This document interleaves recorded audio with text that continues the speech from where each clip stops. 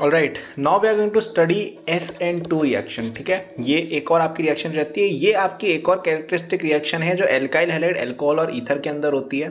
अब इसके अंदर आपकी मैकेनिज्म जो रहती है थोड़ी सी डिफरेंट रहती है, मैं आपको दिखाता हूं। इसमें क्या होता है, तुम्हारा जो न्यूक्लियोफाइल है वो यहाँ पे अटैक करेगा जैसे, ठीक है, तो तुम्हारी इस तरह की ट्रांजिशन स्टेट बन जाती है। ये भी डॉटेड लाइन है आपकी, ठीक है ना। तो यहां पे क्या हो रहा है, देखो पहले डिफरेंस था, यहां पे तुम्हारा जो ट्रांजिशन स्टेटस में देखो दो स्पीशीज इन्वॉल्व है, ठीक है ना, और फिर क्या होता है तुम्हारा ये अलग हो जाता है और इस तरह से रिएक्शन हो जाती है, ठीक है ना। तो इसका अगर अपन मैकेनिज्म देखें थोड़ा और डिटेल में, मतलब स्टीरियोकेमिस्ट्री वगैरह देखते हुए, तो ये जैसे तुम्हारा फॉर एग्जांपल H और D लगा दो यहाँ पे फॉर क्लैरिटी, ताकि तुम बना पाओ उस तरह की स्पीशीज, है ना, टेट्राहेड्रल। ये तुम्हारा यहाँ अटैक करेगा, ट्रांजिशन स्टेट कुछ ऐसा दिखेगा, ये लिविंग ग्रुप, ये तुम्हारा R, यहाँ पे तुम्हारा D, यहाँ पे तुम्हारा H, ठीक है। तो 5 कहीं ना कहीं इसकी वैलेंसी ऑलमोस्ट हो रही है, मतलब ठीक है, आधे आधे बॉन्ड हालांकि, और इससे फिर तुम्हारे पास बन जाएगा, मैं ये डिलीट कर रहा हूं, ये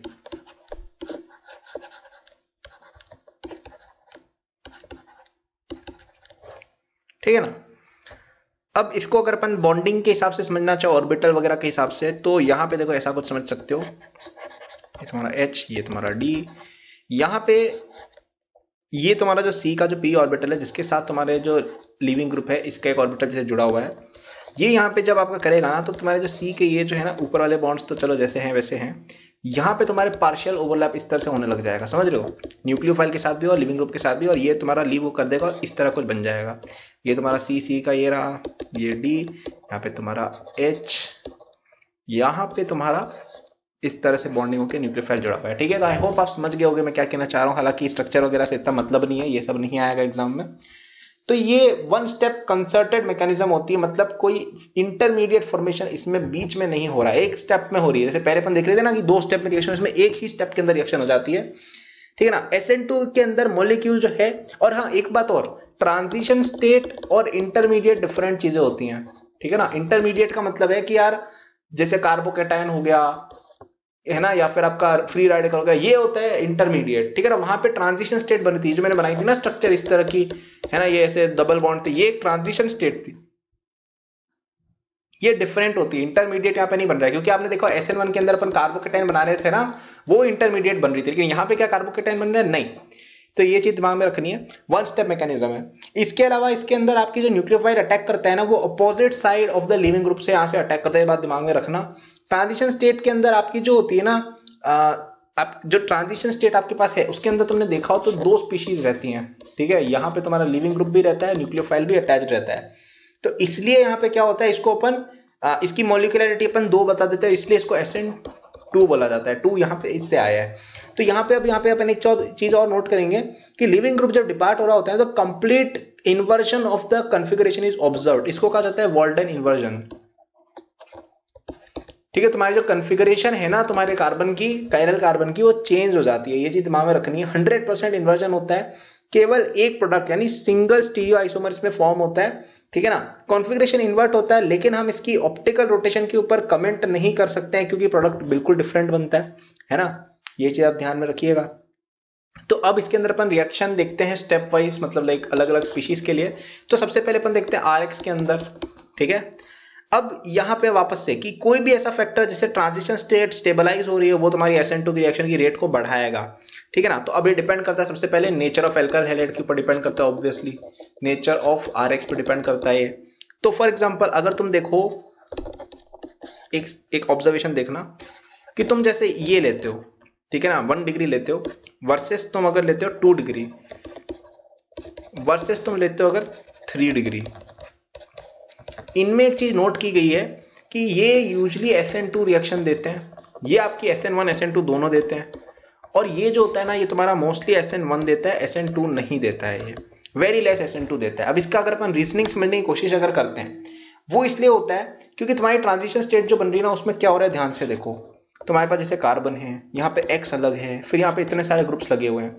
तो अगर तुम्हारे पास बहुत बड़ा ग्रुप है इस तरह का, तो थोड़ा ऐसा नहीं होगा बहुत सारे ग्रुप एक साथ एक ट्रांजिशन स्टेट में नहीं घुस गए, तो थोड़ा अजीब हो जाता है, थोड़ा बड़ा हो जाता है, और रिपल्शन की वजह से आप कह सकते हो कि अटैक आपका मतलब जो ट्रांजिशन स्टेट स्टेबल कम होता है रिपल्शन की वजह से ग्रुप्स के बीच का, ठीक है ना। वर्सेस अगर अपन बात करें इसकी बात करो, यहाँ पे देखो एच है, एच तो छोटा सा है तो कोई रिपल्शन कुछ भी नहीं, तो तुम्हारी ट्रांजिशन स्टेट ज्यादा स्टेबल होगी। एक होता है एक्सप्लेनेशन ये, ठीक है ना, कि इसमें SN2 रिएक्शन इजीली हो जाती है और SN1 रिएक्शन इसमें शो ज्यादा होती है, और SN1 इसमें ज्यादा शो की होती है वो भी दिख रहा है। यहाँ पे देखो कार्बोकेटायन ज्यादा स्टेबल है, 3 डिग्री कार्बोकेटायन ज्यादा स्टेबल है तो SN1 इसमें इजीली होगी, और यहाँ पे 1 डिग्री कार्बोकेटायन तो SN1 नहीं होगी। ये एक तरीके से समझ सकते हो।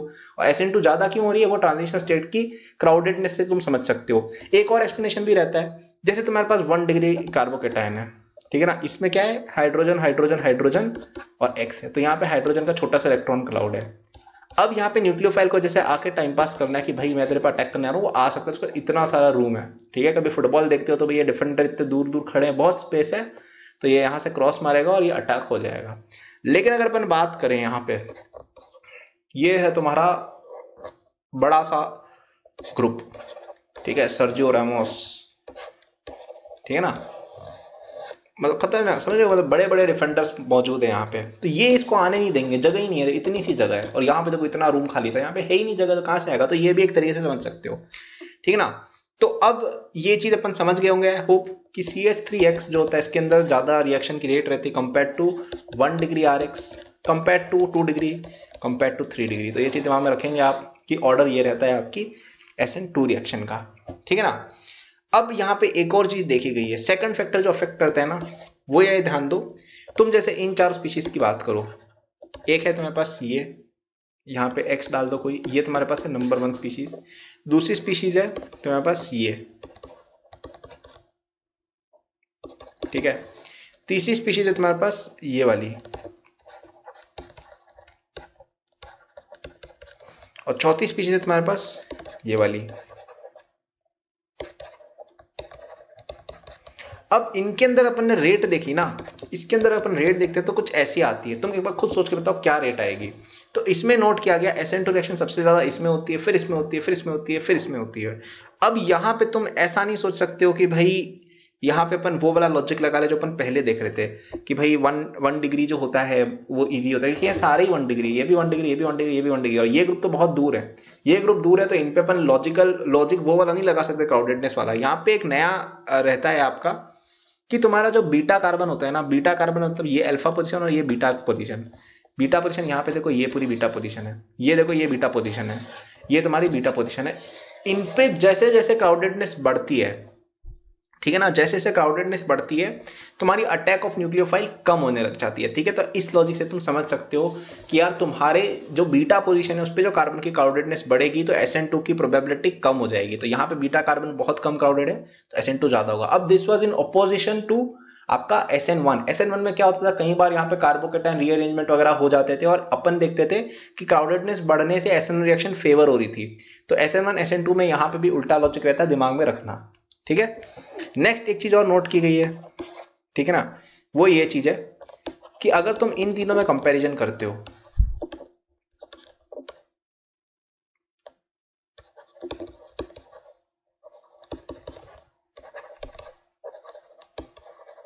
तो इनमें नोट किया गया कि इसका सबसे ज्यादा होता है और इसका इससे भी ज्यादा होता है, ठीक है ना। तो ये चीज क्यों हो रही है समझो, तुम्हारा जो ट्रांजिशन स्टेट है वो कैसा होता है, नेगेटिवली चार्ज होता है। अपन ने देखा था कि उस पर नेगेटिव चार्ज रहता है। तो नेगेटिवली चार्ज अगर ट्रांजिशन स्टेट है तो इलेक्ट्रॉन विड्रॉइंग ग्रुप जैसे जैसे बढ़ेगा ना तो SN2 रिएक्शन की रेट बढ़ जाएगी। तो यहां पे देखो इलेक्ट्रॉन विड्रॉइंग ग्रुप है जो इससे ज्यादा इफेक्टिव इलेक्ट्रॉन विड्रॉइंग ग्रुप है, और वो उससे भी ज्यादा इलेक्ट्रॉन आपका ग्रुप है, ठीक है ना। तो इसलिए अपन यहाँ पे चीज कर सकते हैं। अब यहाँ पे एक और एक्सप्लेनेशन इसमें यह भी रहता है कि तुम्हारा जो कार्बन है, ठीक है ना, उसके अंदर आपका जो p ऑर्बिटल है वो आपका कॉन्जुगेशन में रहता है इसके साथ। ऐसा कुछ सोच सकते हो कि भाई ये C डबल बॉन्ड O जो है वो तुम्हारे ट्रांजिशन स्टेट के कार्बन के साथ कॉन्जुगेशन शो करता है, ऐसा कुछ सोच सकते हो। ये भी एक लॉजिक है, बट मोस्टली अपन इस तरह से समझ सकते हैं इलेक्ट्रॉन विड्रॉइंग ग्रुप के अकॉर्डिंग, ठीक है। अब यहाँ पे कोई लॉजिक समझ में नहीं आया तो भाई जबरदस्ती का अपना एक्सेप्शन मत घुसा देना कि अरे इसमें ऐसे सोचे तो उल्टा हो जाएगा।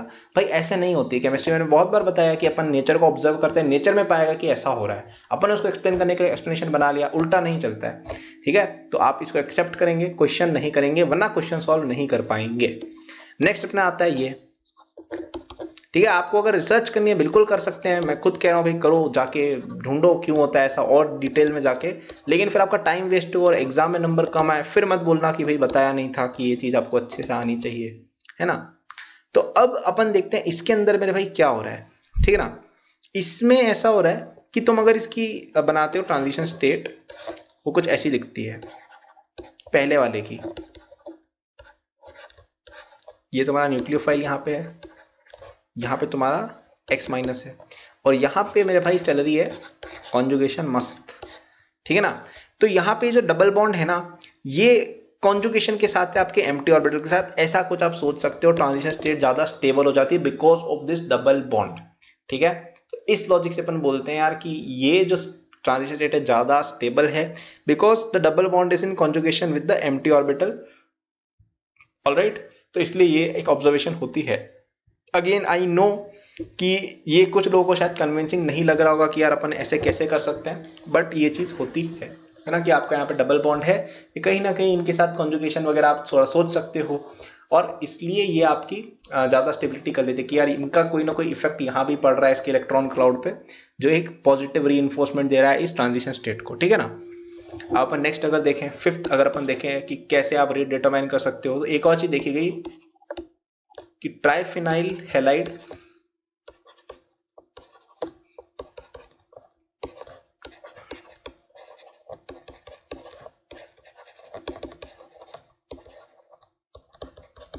ठीक है ना।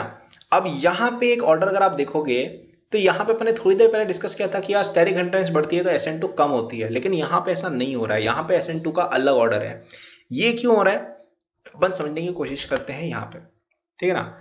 तो आपका जो प्योर p ऑर्बिटल है ना, जब अटैक आपका होता है, मैंने आपको पहले बताया ना, जैसे कि आपका जो ये वाला ऑर्बिटल है वो यहाँ पे इसके साथ कॉन्जुगेशन में था, तो यहाँ पे कहीं ना कहीं एक स्टेबिलिटी आ जाती है, ठीक है ना। वैसे ही यहाँ पे बहुत सारे ऑर्बिटल्स हैं, बहुत अच्छी कॉन्जुगेशन हो जाती है। एम्प्टी ऑर्बिटल जो है आपका सी पे जो बना है ट्रांजिशन स्टेट में, वो काफी अच्छी कॉन्जुगेशन शो कर देता है, इसलिए ये ज्यादा स्टेबलाइज हो जाते हैं, ऐसा आप सोच के कर सकते हो, ठीक है। तो यहाँ पे मैंने आपको बता दिया कैसे हो रहा है। एरोमेटिक रिंग में भी वैसा ही, और उल्टा तगड़ी वाली वहां पे बन जाती है, ठीक है ना। तो इसलिए ये ओवरवे कर जाता है स्टेरिक हिंड्रेंस को, ठीक है ना।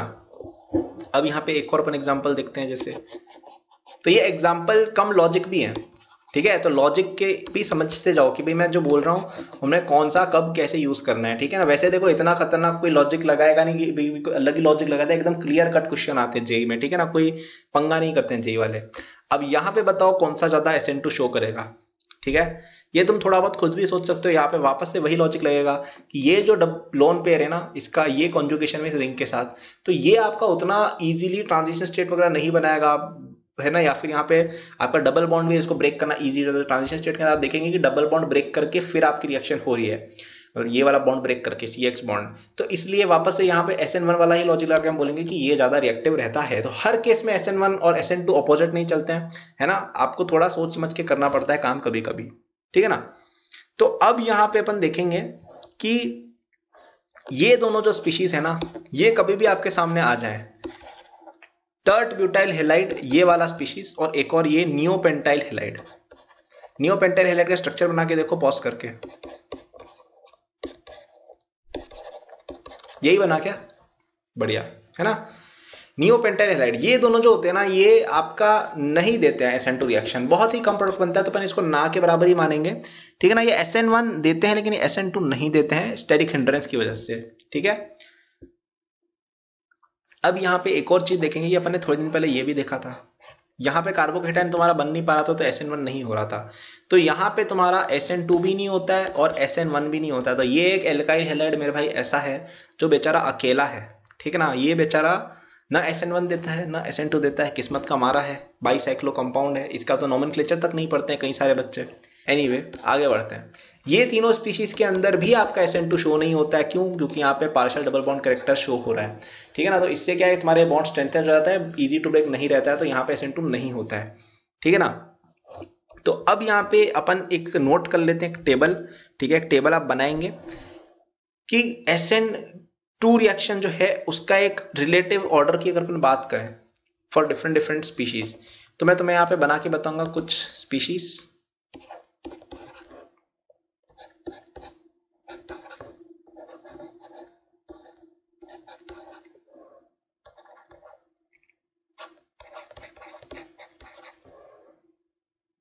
ठीक है, और यहाँ पे एक स्पेशल और लास्ट में मेंशन कर देते हैं इसको। तो ये कार्बोनिल ग्रुप है आपका। इसकी रिलेटिव अपन रेट देखेंगे। इसको अगर अपन 200 लेबल करें तो ये 0.02 होता है। ठीक है, डिफरेंस देख रहे हो कि केवल 1 डिग्री से अपन 2 डिग्री पे आ गए, तो डिफरेंस देखो कितना बड़ा आ गया, 10,000 का डिफरेंस आ गया। इतना ज्यादा डिफरेंस पड़ता है तुम्हारी स्टेरिक हिंड्रेंस का। ठीक है ना। और इस पे अगर अपन आते हैं तो यहाँ पे आपका 79 होता है। तो यहाँ पे देखो कॉन्जुगेशन वगैरह सब कुछ हो रहा है ना, तब भी ज्यादा रेट इसकी है, क्योंकि यहाँ पे स्टेरिक हिंड्रेंस कुछ भी नहीं है। तो ये मैं टेबल इससे बना रहा हूँ कि आप समझ पाओ कि यार क्या फर्क पड़ता है इन चीजों से। फिर अपन आते हैं नेक्स्ट। तो यहाँ पे आपकी रेट रहती है 200 वापस से। तो इसकी और इसकी रेट ऑलमोस्ट इक्वल है, समझ रहे हो। मतलब एरोमेटिक तुम्हारे यहाँ पे स्पीशीज है और एक तुम्हारे पास 1 डिग्री स्पीशीज है, CH3 सेम लेवल है भाई उनका। तो आई थिंक आप अप्रिशिएट करेंगे इस इंफॉर्मेशन को। फिर यहाँ पे 920 रेट रहती है आपकी, और लास्ट में इसकी रेट रहती है 1 लाख, 1 लाख। तो अब यहाँ पे ऐसा क्या होगा समझने की कोशिश करते हैं। ठीक है ना। तो इसका ऑर्डर अगर अपन देखें तो 6 greater than 5 greater than 4 almost equal to 1 greater than 3 greater than 2। ठीक है ना। तो कॉन्जुगेशन आपका जो कार्बोनिल ग्रुप के साथ होता है ना, वो much more effective than with simple alkene और बेंजीन रिंग रहता है। तो ये जो अल्फा कार्बोनिल हैलाइड जो है ना, ये सबसे ज्यादा रिएक्टिव होते हैं SN2 रिएक्शन में। तो ध्यान रखना है कि आपकी कॉन्जुगेशन एक बहुत बड़ा फैक्टर रहता है SN2 के अंदर, जो यहाँ पे अपन देख ही ना है कि देखो इनमें कॉन्जुगेशन हो रही है तो कितना फर्क पड़ गया। इवन यहाँ पे भी आप देखेंगे तो ये लोन पेयर जो है कॉन्जुगेशन वगैरह शो कर रहा है। तो ये एक इंपॉर्टेंट फैक्टर है, मैं ये कहना चाह रहा हूँ। और एक और इंपॉर्टेंट फैक्टर है तुम्हारा स्टेरिक हिंड्रेंस, जो तुम्हें इन दोनों के अंदर क्लियरली दिख रहा है। ठीक है। और एक लास्ट फैक्टर जो है वो ये कि कार्बोनिल ग्रुप जब आ जाता है ना, तो बहुत तगड़ी कॉन्जुगेशन वहां पे बैठ जाती है और तुम्हारी ज्यादा रिएक्टिविटी हो जाती है। ये इंफॉर्मेशन याद रखना। कभी जब जेईई मेन के अंदर सवाल आएगा कि बच्चों इनमें से कौन सा वाला रिएक्शन जो है वो सबसे ज्यादा SN2 करेगा, और तुम वहां पे कार्बोनिल ग्रुप देख लेते हो कि अरे अल्फा पोजीशन में कार्बोनिल ग्रुप आ गया, तुम्हारे दिमाग में उसी समय दौड़ेगा कि कल्पित भैया ने बोला था। ठीक है ना। तो चलो अब अपन नेक्स्ट आते हैं आगे। पहली बात अपन ने देख लिया कि भाई नेचर ऑफ RX पे डिपेंड करता है आपका रेट, है ना। तो वो मैंने आपको इतना सारा बता ही दिया। अब नेक्स्ट आता है तुम्हारा नेचर ऑफ न्यूक्लियोफाइल। तो अब यहाँ पे अब छोटे छोटे पॉइंट्स हैं। तो स्ट्रॉन्ग एनायनिक न्यूक्लियोफाइल जो होते हैं वो SN2 रिएक्शन शो करते हैं। स्ट्रॉन्ग एनायनिक कौन कौन से हो गए तुम्हारे, NaOH में OH माइनस हो गया, ठीक है, SH माइनस NaSH हो गया, KCN हो गया, इसमें CN माइनस हो जाएगा, RMgX में हो गया तुम्हारा R हो गया। ठीक है, जो तुम्हें पहले बताया हुआ भी अपन ने RMgX बारे में, R2CuLi हो गया, ऑर्गेनोमेटेलिक है, CH3ONa हो गया तुम्हारा, NaNH2 हो गया, NH2 माइनस इसमें अटैक करता है, NaN3 हो गया, N3 माइनस अटैक करता है, I माइनस हो गया, Br माइनस हो गया और Cl माइनस हो गया। ठीक है ना। अब यहाँ पे ये एनायनिक वाले थे सारे के सारे। अब यहाँ पे कुछ मैं 4 लिखने वाला हूं, NH3, ठीक है, RNH2, R2NH और R3N और एक PPH3। ठीक है, ये तुम्हारा फॉस्फोरस है। ये जो है इनके अंदर तुम्हारा एनायन नहीं है, लेकिन फिर भी इनको अपन यूज करते हैं SN2 रिएक्शन के अंदर। ठीक है, तो ये ध्यान रखना इंफॉर्मेशन। ठीक है ना। तो strong anionic nucleophile favour SN2 reaction एक ढंग से अगर अपन बात करें। नेचर ऑफ लिविंग ग्रुप की बात करें तो गुड लिविंग ग्रुप जो होगा वो फास्ट रिएक्शन देगा, इजीली दिख रहा है यहाँ पे, क्योंकि लिविंग ग्रुप तुम्हारा ट्रांजिट स्टेट में आ रही है, RDS का पार्ट है। RDS तो क्या एक ही रिएक्शन हो रही है, तो RDS क्या ही है, वही स्टेप RDS है। तो यहाँ पे अगर अपन हैलाइट्स की बात करें तो लिविंग ग्रुप कौन सा अच्छा होता है आपका, I सबसे अच्छा होता है। नहीं समझ में आ रहा है तो भाई जाके वापस से देख सकते हो आप ORM फर्स्ट वाली वीडियो रिएक्शन मैकेनिज्म की, उसमें मैंने बता रखा है तुम्हें कि लिविंग ग्रुप कैसे देखते हैं। SN1 और SN2 दोनों के अंदर ये ऑर्डर रहता है, क्योंकि गुड लिविंग ग्रुप यहाँ पे आपका बनता जा रहा है इस साइड। ठीक है ना। अपन नेक्स्ट आते हैं nature of solvent. Nature of solvent जो है उसकी अगर अपन बात करें तो यहाँ पे पोलर एप्रोटिक जो है, पोलर एप्रोटिक आपके जो सॉल्वेंट होते हैं वो SN2 रिएक्शन को फेवर करते हैं, क्योंकि इसमें कैटायन सॉल्वेट हो जाता है, और Nu माइनस जो है वो तुम्हारा सॉल्वेट नहीं होकर एक स्ट्रॉन्ग न्यूक्लियोफाइल की तरह ऐड करता है। अब ये भी मैंने तुम्हें रिएक्शन मैकेनिज्म फर्स्ट के अंदर समझा रखा है, अगर नहीं आता रहा तो जाके पढ़ो यार। अगर ऑर्गेनिक या स्पेशली केमिस्ट्री में तुम पीछे की चीजें भूल के आगे बढ़ोगे तो तुम्हारा केवल नुकसान होगा। जाके आप पढ़ सकते हैं कि तुम्हारा जो रिएक्शन जब होती है ना तुम्हारी रिएक्शन, तो इसके अंदर तुम्हारी एक कॉन्सेप्ट आती है कि रेट ऑफ रेसिमाइजेशन। ठीक है, तुम्हारा जो रिएक्शन और इसमें रेसिमाइक मिक्सचर बन रहा है तुम्हारा, तो रेट ऑफ रेसिमाइजेशन जो होती है ना वो 2 into रेट ऑफ रिएक्शन होती है। अब ये क्यों हो रहा है समझो इस बात को। तुम्हारे पास जैसे 100 मोल्स ऑफ कंपाउंड था, इसने रिएक्शन शो कर दी और 20 मोल्स ऐड कर गए, तो तुम्हारा 20 + 20 जैसे डेक्स्ट्रोलीवो बन गया। ठीक है ना। तो ये 40 मोल्स ऑफ तुम्हारा रेसिमिक मिक्सचर बन गया, तो तुम्हारी रिएक्शन भले ही 20 में तुम्हारा रेसिमिक मिक्सचर 40 का बना है, ठीक है ना। तो ऐसा कुछ तुम समझ सकते हो, ठीक है। इसलिए अपन बोलते हैं rate of racemisation is twice the rate of reaction, ठीक है ना। ये एक समझाने का तरीका था भाई, ठीक है। इसको लिटरली मत लेना कि भाई अच्छा अच्छा ऐसे ऐसे अपन लगा लेंगे फिर अपन रेट ऑफ रेसिमाइजेशन का फॉर्मूला हो गया भैया ये। तो ये मैं तुम्हें समझाने के लिए बताया है, मेन चीज तुम्हें ये ध्यान में रखनी है, ठीक है ना। चलो अपन आते हैं, और वैसे इस पर कोई क्वेश्चन खास आएगा नहीं, मैंने तुम्हें जस्ट बता दिया है। अब अपन बात करते हैं क्वेश्चंस की, ठीक है ना। क्वेश्चंस की बात करते हैं, तो लेट्स से थोड़ा अच्छा ही क्वेश्चन लेते हैं डायरेक्टली। सिंपल क्वेश्चन तुम कर लोगे यार, इतनी बार करा दिए। तुमने ली ये स्पीशीज, इसमें डाला तुमने Na, तुम्हारे पास बनी एक स्पीशीज A और हाइड्रोजन भी रिलीज हो गई। अब इसमें तुमने डाला CH3I, तो बताओ क्या बनेगा। A और B आइडेंटिफाई करो। तो सबसे पहले मेरे भाई A रिएक्शन कौन सी, अरे यार ये तो पढ़ी ही नहीं अपन ने जिंदगी में, नहीं पढ़ी, पढ़ी है, याद करो, एसिड बेस रिएक्शन है ना। सोडियम मेटल टेस्ट याद है कि भूल गए मेरे भाई। तो सोडियम मेटल टेस्ट इसमें होगा, तो तुम्हारे पास बेसिकली ये चीज बन जाएगी। अब इसके अंदर तुम CH3I डालोगे तो क्या होगा बताओ, क्या होगा तुम्हारी यहाँ पे SN2 रिएक्शन हो जाएगी और तुम्हारे बन जाएगी CH3C triple bond C CH3, ठीक है ना। चलो अपन आगे बनते हैं। ये RX है और ये तुम्हारे यहाँ पे अटैक करेगा, इस तरह से तुम्हारी SN2 रिएक्शन हो जाएगी, ठीक है ना। चलो अब अपन आगे बढ़ते हैं। अब अपन ये वाला देखते हैं, और ये तुम्हारा बोर्ड एग्जाम में आ जाता है कभी कभी, है ना। विलियमसन ईथर सिंथेसिस बोलते हैं इसको। इस रिएक्शन का मैकेनिज्म बताओ कि भाई ये कैसे हो रहा है, ठीक है ना। तो अपन देखेंगे कि भाई ROH जो है सबसे पहले वो तुम्हारा रिएक्ट करेगा Na के साथ, और तुम्हारा Na मेटल टेस्ट वाली चीज कर लेगा। ये एसिडिक H है ना यहाँ पे OH, ये याद है कि भूल गए भाई। एसिड बेस रिएक्शन भी कुछ होती थी जिंदगी में, सबसे ज्यादा बच्चे यही मिस्टेक करते हैं जेई के अंदर कि एसिड बेस रिएक्शन भूल के आ जाता है कि भाई एसिड बेस रिएक्शन भी होती थी। SN1 SN2 E1 E2 के चक्कर में पढ़ते रहते हैं एरोमेटिक वगैरह के, और एसिड बेस रिएक्शन ही करके नहीं आते हैं। कई बार जेई वाले आपको एसिड बेस में फंसाएंगे, तो तुम्हारे दिमाग में सबसे पहले जैसे ही तुम्हें दिख रहा हो ना कि भाई एसिडिक हाइड्रोजन है, उसको आइडेंटिफाई कर लो। कई बार रिएक्शन आपकी उसके थ्रू भी होती है, ठीक है ना। RMGX वगैरह में कई बच्चे फंसते हैं इसमें। अब यहाँ पे तुम्हारा R' रिएक्ट करेगा और SN2 रिएक्शन देगा, ठीक है। तो यहाँ पे क्या बन जाएगा तुम्हारा ROR' बन जाएगा, ठीक है ना। तो अब यहाँ पे तुम्हें अगर बोर्ड एग्जाम में पूछे तो तुम SN2 का भी वो बना के बता देना, ट्रांजिशन स्टेट वगैरह। बाकी ये आपका मेनली मैकेनिज्म रहता है, ठीक है ना। तो ये चीज अपनी हो गई, पहले एसिड बेस उसके बाद सब्स्टिट्यूशन रिएक्शन। तो ये थोड़ा सा अच्छा क्वेश्चन हो गया क्योंकि इसमें एसिड बेस हो रहा है, जो बच्चे मिस कर देते हैं। अब यहाँ पे अपन देखते हैं कुछ और अच्छे क्वेश्चंस। हाँ, जैसे अपन ये लेते हैं, थोड़ा मैं आपको इन्वर्जन के बारे में बता देता हूँ। इन्वर्जन ऑफ कॉन्फ़िगरेशन मैंने बोला था ना क्या होता है। तो मैंने तुम्हें बोला था कि तुम्हारा जो न्यूक्लियोफाइल है वो अपोजिट टाइप से डायरेक्शन से रिएक्ट करता है, ठीक है। तो इसको ऐसे समझ सकते हैं कि भाई आई तुम्हारा यहाँ पे, तो ये ऊपर से अटैक करेगा, तो तुम्हारा इस पोजीशन पे क्या हो जाएगा, इन्वर्जन ऑफ कॉन्फ़िगरेशन। तो ये तुम्हारा ऊपर आ जाएगा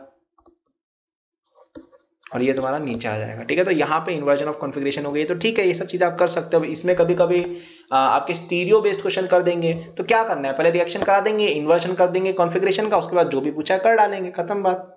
कुछ खतरनाक थोड़ी है इसके अंदर। अब एक और रिएक्शन आती है जो तुम्हारे बोर्ड में वापस से आती है कि अगर तुमने RX बहुत सारा ले लिया जिंदगी में, बहुत सारा RX ले लिया भाई, तुम गम में जी रहे हो, RX ले लिया तुमने, बहुत सारा ले ही लिया तुमने आज, ठीक है ना। तो तुम्हारा NH3 के साथ रिएक्ट करके बेसिकली ये बन जाएगा। तो इसका, हाँ, इसका नाम क्या होता है, टेट्रा एल्काइल अमोनियम सॉल्ट, ठीक है ना।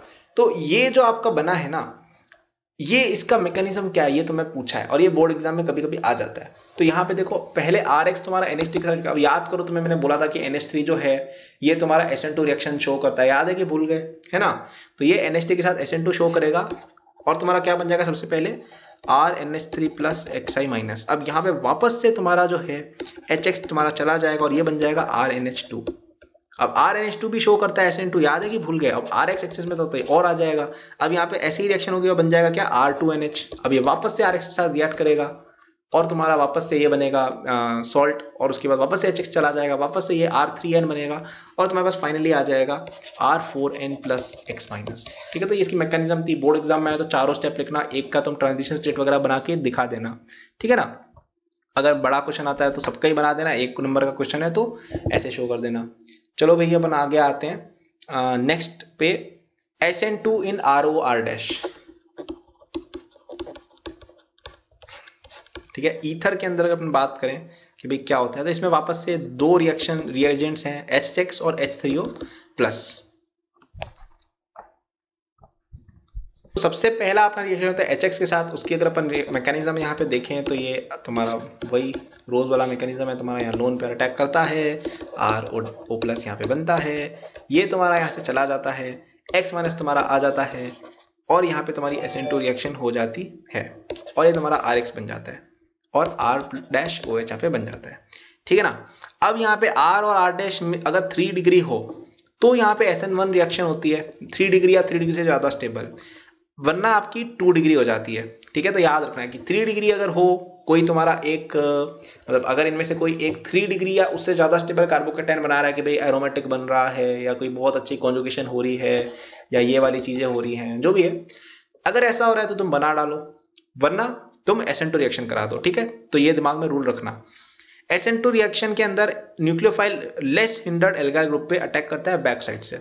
ठीक है, तो मैकेनिज्म इसकी वापस से, हाँ, H3O प्लस के साथ अगर अपन रिएक्शन कराएं तो वापस से आपकी वही पुरानी रिएक्शन जो हम सालों से देखते आ रहे हैं।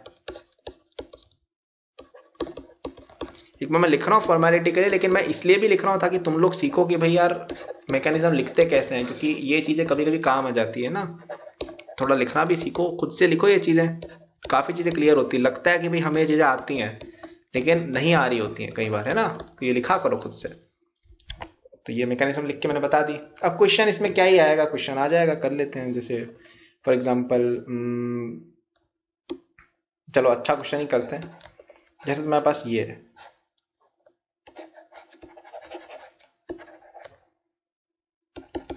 ये मिथाइल ग्रुप है, ये D है, ये D है, और ये H ग्रुप है। इसमें डाला अपन ने H3O प्लस 18। तो अब बताओ क्या होगा। तो अब बताओ इनमें से लेस क्राउडेड वाली जगह कौन सी है। लेस क्राउडेड जगह है ये वाली, यहाँ पे क्योंकि मिथाइल है और यहाँ पे कुछ भी नहीं है, तो अटैक होगा यहाँ पे।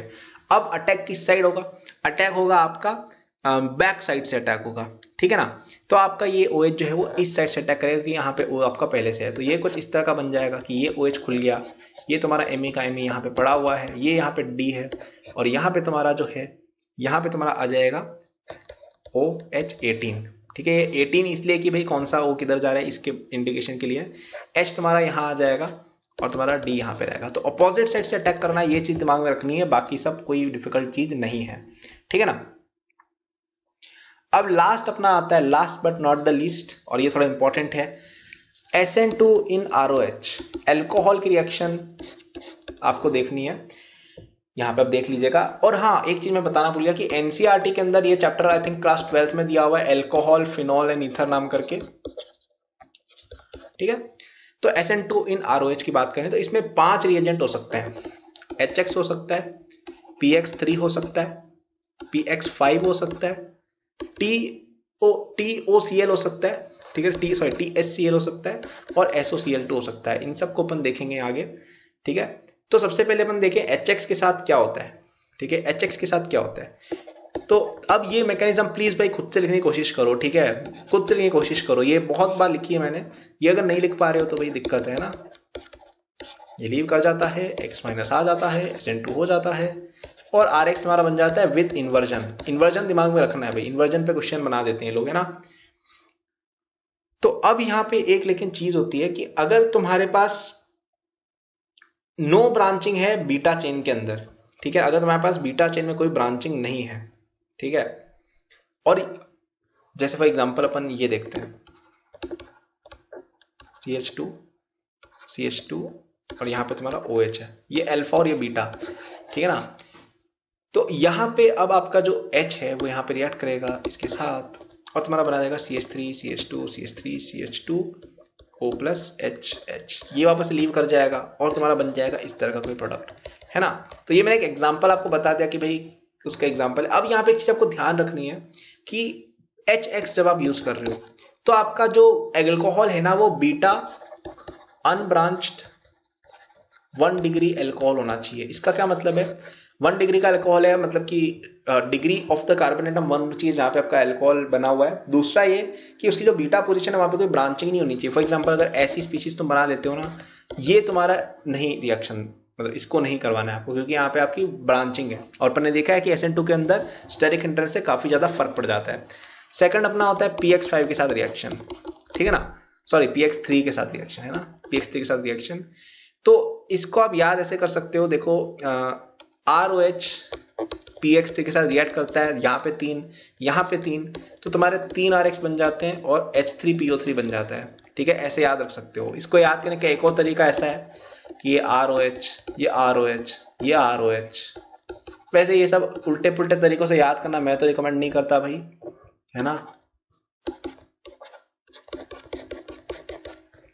ये सब कंबाइन होते हैं,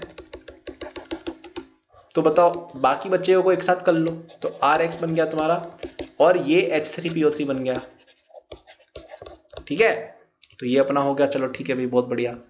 अब इसका मैकेनिज्म अपन देखें, तो ये थोड़ा आप तुम करने की कोशिश करो भाई कैसे होगा, क्योंकि थोड़ा डिफरेंट मैकेनिज्म है, तुम थोड़ा सा ट्राई करोगे ना तो नई चीजें सीखोगे। चलो कलर चेंज कर देते हैं, बहुत देर हो गई है। ROH के साथ रिएक्ट करता है तुम्हारा PX3। तो सबसे पहले बताओ क्या होगा, ये जो लोन पेयर है ये तुम्हारा यहां रिएक्ट करेगा और ये यहां जाएगा, तुम्हारे पास बन जाएगी ट्रांजिशन स्टेट।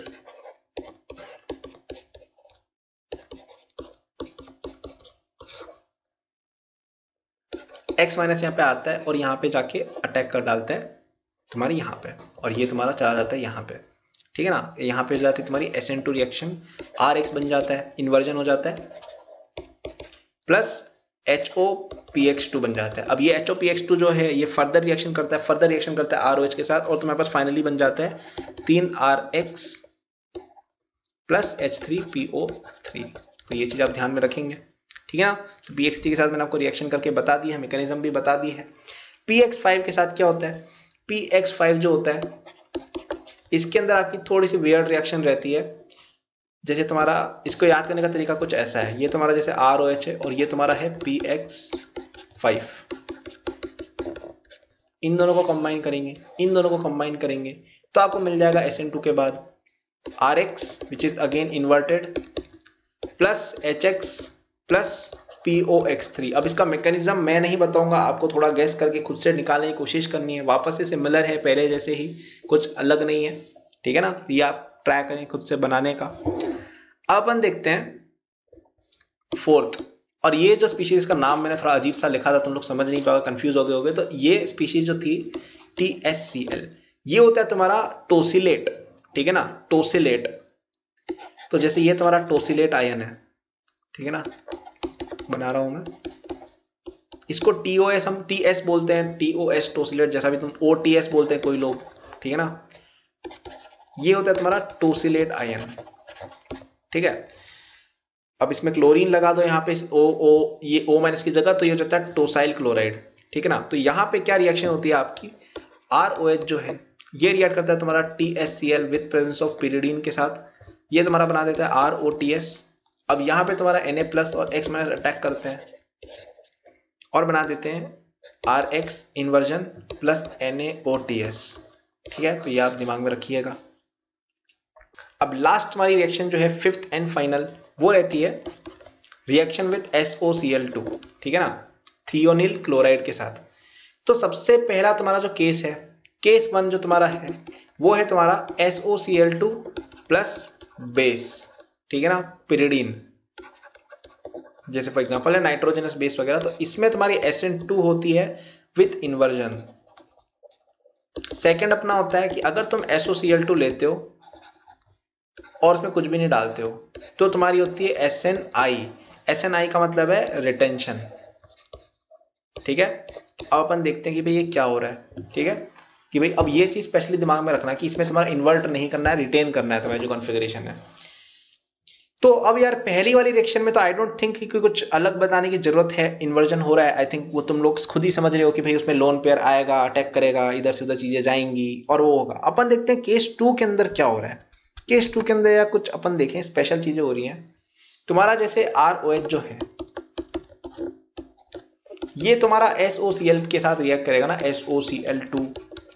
तो क्या होगा, इसमें ट्रांजिशन स्टेट जो बनती है ना वो कुछ ऐसी बनती है, ये तुम्हारा प्लस, ये तुम्हारा H, ये तुम्हारा S, ये तुम्हारा माइनस, ये तुम्हारा Cl, ये तुम्हारा Cl। तो यहां पे क्या हो रहा है ना मेरे भाई, यहां पे ये यहां से ऐसे कुछ इस तरह के रीअरेंजमेंट्स आपकी रहती हैं और आपका बन जाता है HCl हटके ROSOCl। ठीक है ना। अब ये जो ROSOCl है ना, ये कुछ हरकतें करता है। ये जो ROSOCl है ना, इसको तुम हीट करते हो ना जब, तो मेरे भाई ये थोड़ी है ना अगला बगली करता रहता है, ये कुछ अजीब चीजें करने लग जाता है। और ये रिएक्शन होती है तुम्हारी SNI रिएक्शन। यहाँ पे तुम्हारा जो RCl है वो तुम्हारी कन्फिग्रेशन रिटेन कर जाता है। ठीक है ना। तो ये एक रीअरेंजमेंट वगैरह कुछ हो रहा है जिसकी वजह से आप ऐसा समझ सकते हो। ठीक है ना। अब इसके अंदर जाके अब डिटेल में रिसर्च करने मत घुस जाना कि भाई ऐसा इसके साथ ही क्यों हो रहा है, ब्ला ब्ला ब्ला, वो सब करने बैठोगे कोई मतलब नहीं है। आपको ये ध्यान रखना है कि SOCl2 के अंदर बेस डाला है तो SN2 विथ इन्वर्जन होती है, और SOCl2 केवल यूज किया है तो केवल RCl बन जाता है, और खत्म क्वेश्चन, खत्म कहानी। बहुत बढ़िया। अब यहाँ पे मैं एक टेबल बना रहा हूँ। ठीक है ना। ये टेबल तुम याद कर लेना, तो तुम सारे क्वेश्चन निकाल लोगे ROH के, मोस्टली 95% क्वेश्चन। अगर तुम्हारे पास ROH है, बीटा अनब्रांच्ड 1 डिग्री अल्कोहल है, इसमें तुमने डाल रहा HX, तो तुम्हारे पास बनेगा RX विथ H2O, और ये रहेगा तुम्हारा इन्वर्जन के साथ। ROH लिया है तुमने, इसमें डाला तुमने PX3, तो तुम्हें मिल जाएगा RX जो है तुम्हारा इन्वर्जन। फिर तुम्हारा नेक्स्ट है ROH, इसमें तुमने डाला है PX5 RX, वापस से इन्वर्जन हो जाता है।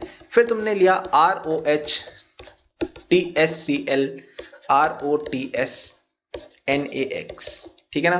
तो ये वही आपकी टोसलेट वाली रिएक्शन, तो यहाँ पे वापस से RX बन जाएगा और NaOTS बन जाएगा, ये तुम्हारा वापस से इन्वर्टेड रहेगा। और लास्ट में ROH के अंदर कुछ स्पेशल देखा कि SOCl2 विथ पेरिडीन डालते हैं अगर, ठीक है ना, तो अपन को मिलता है RCl विथ इन्वर्जन। और अगर तुमने केवल SOCl2 डाला तो तुम्हें मिलेगा RCl विदाउट इन्वर्जन। ठीक है ना, रिटेंशन के साथ। और इस रिएक्शन को कहा जाता है SNI। ठीक है। तो ये अगर आपने ये स्लाइड याद कर ली तो तुम ROH के SN2 के ऑलमोस्ट सारे क्वेश्चन बना के आ जाओगे। ठीक। Thank you for watching this video till the end. I am sure that you enjoyed it. यदि आप अपनी पूरी जेई प्रिपरेशन मेरे साथ करना चाहते हैं तो आपको डिस्क्रिप्शन में मेरे जेई के फुल कोर्स का लिंक मिल जाएगा। इस कोर्स में आपको जो यूट्यूब पे मेरे लेक्चर्स और प्रॉब्लम सॉल्विंग के वीडियोस मिलते हैं उसके कंपेयर में बहुत ज्यादा कंटेंट है, एंड आपको यहाँ पे practice sheet with solution, test series with solution भी मिलती है। It's a complete solution, you can rely on it. आप यदि किसी कोचिंग जाते हैं या अगर आप सेल्फ स्टडी करते हैं, in both cases it will be very useful, so do check it out. Okay. इसके अलावा मेरे जेई के फ्री नोट्स भी डिस्क्रिप्शन में लिंक्ड है, एंड डिस्क्रिप्शन में और भी मैंने बहुत सारे रिसोर्सेज फॉर स्टूडेंट्स डाले हुए हैं, जैसे the books that I recommend, my social media and my newsletter in case you want more content, और if you want to approach me with any doubts और सजेशन। नोट्स हैं NEET के students के लिए, कॉलेज स्टूडेंट्स के लिए, startup enthusiast के लिए भी, ओलंपियाड एंथुसियास्ट के लिए भी कोर्सेज हैं, तो चेक जरूर कर लीजिएगा डिस्क्रिप्शन, आपको काफी यूजफुल रिसोर्सेज वहाँ मिलेंगे। Thank for watching, like subscribe कर लीजिएगा for more such videos. Good luck.